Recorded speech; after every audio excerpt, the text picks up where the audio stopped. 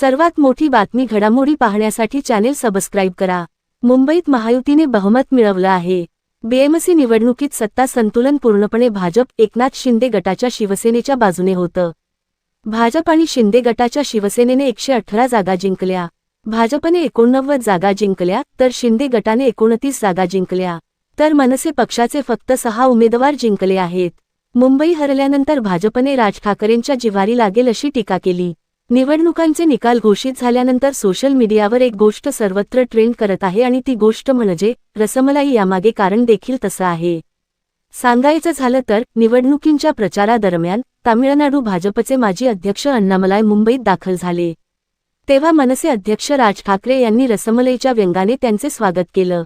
आता निकाल समोर आले आणि राज ठाकरे यांच्या पक्षाला अनेक ठिकाणी खातं देखील खोलता आलं नाही। तर ज्या ठिकाणी अण्णामलाई यांनी प्रचार केला तेथील उमेदवार निवडून आले आहेत।